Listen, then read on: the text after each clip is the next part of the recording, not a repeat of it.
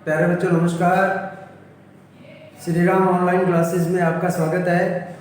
मैं बात कर रहा हूँ राजेंद्र कुमार। हम पढ़ रहे हैं 12th क्लास की हिस्ट्री के बारे में अपने बात कर रहे हैं, इसके सेकंड चैप्टर के बारे में। पिछले वीडियो में हमने फर्स्ट चैप्टर के बारे में पढ़ा था और हमने अंत में फर्स्ट चैप्टर के अंत में पढ़ा था कि जैसे जैसे लोगों ने कृषि कार्य वगैरह करना सीख लिया तो वो अपना व्यापार वगैरह करने लगे। व्यापार करने के लिए नगर वगैरह उन्होंने बसाए और वो नगरों की ओर अग्रसर हुए, शहरों की ओर वो बढ़े। और हमने ऐसा भी पढ़ा था कि इसके बारे में हम आगे वाले चैप्टर में पढ़ेंगे। तो आज हम इसी चैप्टर के बारे में बात कर रहे हैं, जो हमारा चैप्टर है लेखन कला और शहरी जीवन। लेखन कला, लिखने की कला और शहरी जीवन, शहर का जीवन उनका कैसा होता था। अब सबसे पहले हम इस चैप्टर के शुरू होने से पहले हम कुछ शहरों के बारे में यहाँ आपको बताया गया है। इसमें जैसा कि इसमें कहा गया है, शहरी जीवन की शुरुआत मेसोपोटामिया में हुई थी। अब सबसे पहला शहर, ऐसा मानना है कि मेसोपोटामिया बसा था। मेसोपोटामिया से शहरों की शुरुआत हुई थी। मेसोपोटामिया शब्द जो है ये यूनानी भाषा का शब्द है और यूनानी भाषा के दो शब्दों को जोड़ करके इसको बनाया गया है। पहला शब्द है मेसोस यानी मध्य, और पोटेमोस यानी नदी से मिलकर, यानी मध्य नदी। पहले शब्द का अर्थ है मध्य और पोटेमोस शब्द का अर्थ है नदी से। इसीलिए मेसोपोटामिया शब्द यहाँ बताया गया है। और मेसोपोटामिया शब्द दजला फरात नदियों के बीच उपजाऊ धरती के बीच में बसा हुआ है।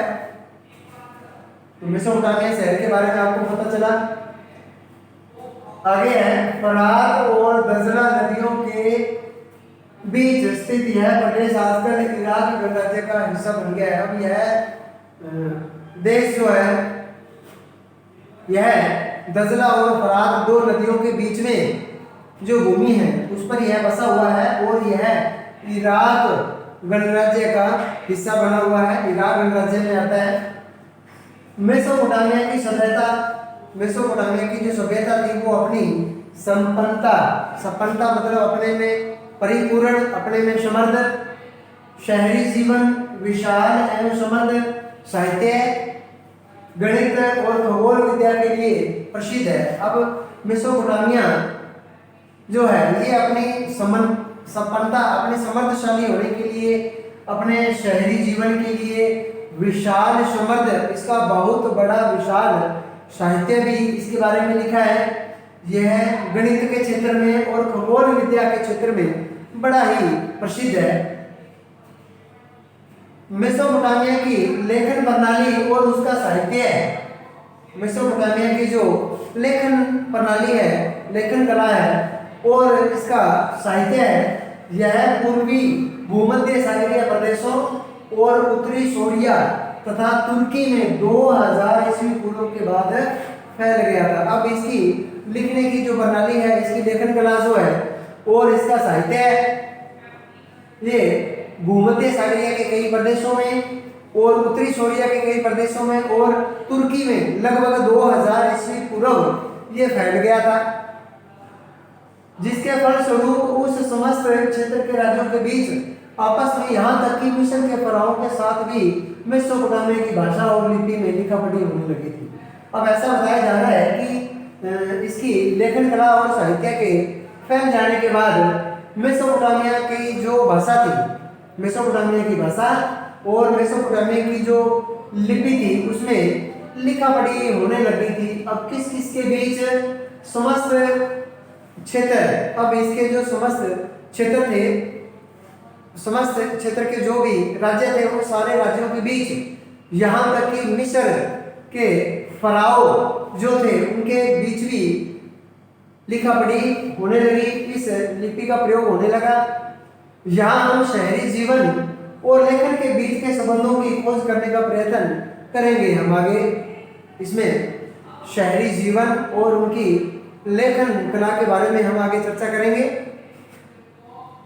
आगे हमें बताया जा रहा है कि अभिलिखित इतिहास कि जो इतिहास लिखा हुआ है के आरंभिक काल में शुरुआती दौर में इस प्रदेश को मुख्यतः इसके शहरीकृत दक्षिणी भाग को, अब जो मेसोपोटामिया का जो क्षेत्र था उसका दक्षिणी भाग जो था उसको सुमेर और अक्कद के नाम से जाना जाता था, उसको सुमेर और अक्कद कहा जाता था।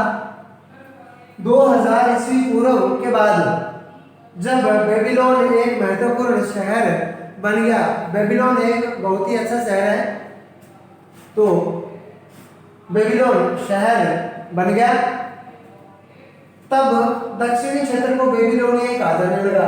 अब पहले तो दक्षिणी क्षेत्र को सुमेर और अक्कद के नाम से जाना जाता था, लेकिन बेबीलोन शहर बनने के बाद इसको बेबीलोनिया भी कहा जाने लगा। सुमेर और अक्कद तो इसका नाम था ही, साथ में इसको बेबीलोनिया के नाम से ये प्रसिद्ध हुआ। लगभग 1100 ईस्वी पूर्व से जब एशीरियाइयों ने उत्तर में अपना राज्य स्थापित कर लिया, जब एशीरियाई जो थे वो इस मेसोपोटामिया के उत्तर में आ गए और यहाँ अपना इन्होंने राज्य स्थापित किया, तब उस क्षेत्र को एशीरिया कहा जाने लगा। पहले सुमेर, अक्कद, बेबीलोनिया और उसके बाद एशीरिया का उस पर आधिपत्य हो जाने के बाद उसको एशीरिया कहा जाने लगा। उस प्रदेश की प्रथम ज्ञात भाषा सुमेरियन यानी सुमेरी थी। अब उस उत्तर प्रदेश की जो ज्ञात यानी पढ़ी जाने वाली भाषा जो थी वो सुमेरियन यानी सुमेरी भाषा थी। धीरे धीरे 2400 ईस्वी पूर्व के आसपास जब अक्कदी भाषी लोग यहाँ आ गए, तब अक्कदी ने सुमेरी भाषा का स्थान ले लिया। अब 2400 ईस्वी पूर्व के आसपास जब अक्कदी लोग वहाँ आ गए, तो अक्कदी लोगों ने अपनी भाषा को छोड़कर धीरे धीरे वो भी ये सुमेरी भाषा का प्रयोग करने लगे, सुमेरी भाषा बोलने लगे। अक्कदी भाषा सिकंदर के समय, सिकंदर 336 से 323 ईस्वी पूर्व था, तो उसके समय तक कुछ क्षेत्रीय परिवर्तनों के साथ फलती फूलती रही। कुछ क्षेत्रों में परिवर्तन होता गया, बदलाव आता गया, तो यह जो सुमेरी भाषा थी यह वहां चलती रही। 1400 ईस्वी पूर्व से धीरे धीरे अरामाइक, 1400 ईस्वी पूर्व के बाद अरामाइक भाषा का भी इसमें प्रवेश हो गया। धीरे धीरे अरामाइक भाषा बोली जाने लगी, प्रयोग में काम में आने लगी। यह भाषा हिब्रू से मिलती जुलती थी और 1000 ईस्वी पूर्व के बाद व्यापक रूप से बोली जाने वाली थी। 1000 ईस्वी के बाद ये जो हिब्रू भाषा थी ये पूरी प्रचलन में आगे बोली जाने लगी।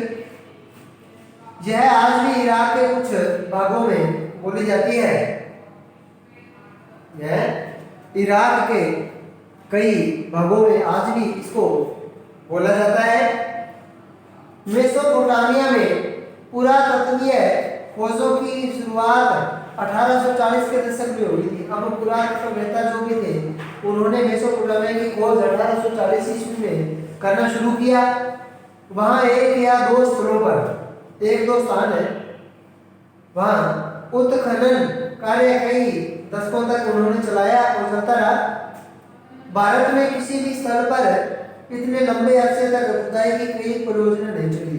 अब भारत में भी बहुत सारी सभ्यताएं हमें मिली हैं, लेकिन भारत में इतने लंबे समय तक कोई भी खुदाई का काम या कोई परियोजना ऐसी नहीं चलाई गई।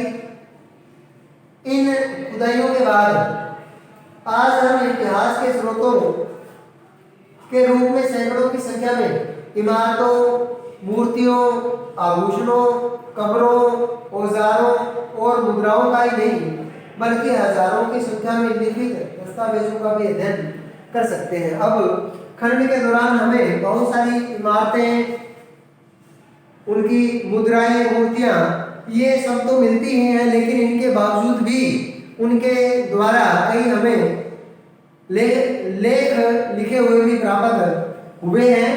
तो हम उन लेखों के बारे में पढ़ सकते हैं।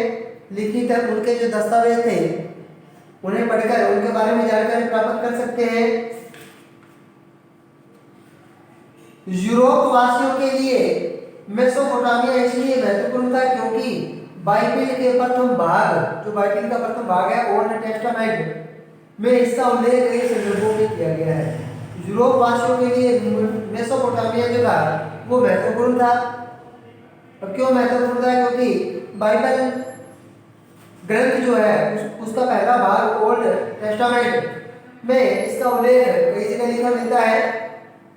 उदाहरण के लिए अपने मान लें कि ओल्ड टेस्टामेंट की बुक ऑफ जेनेसिस में शिमार का उल्लेख भी मिलता है, जिसका तात्पर्य यानी शिमार का तात्पर्य है कि सुमेर ईंटों से बने शहरों की भूमि है।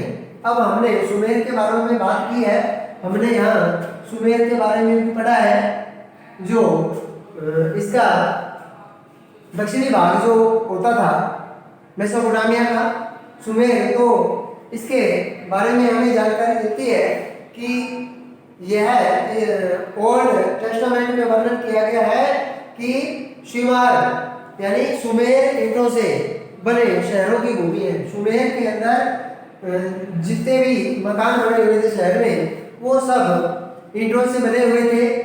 ये इसकी पहचान थी। आगे हम बात करते हैं यूरोप के यात्री और विद्वान जन मेसोपोटामिया को एक तरह से अपने पूर्वजों की भूमि मानते थे।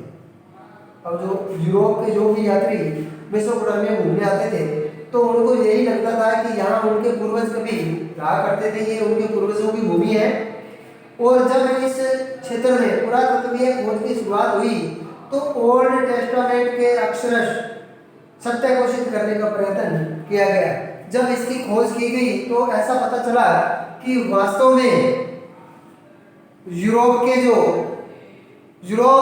वासियों के जो पूर्वज थे, वो वास्तव में मेसोपोटामिया में रहा करते थे। इस बात की पुष्टि हुई है, इस बात का पता चला है।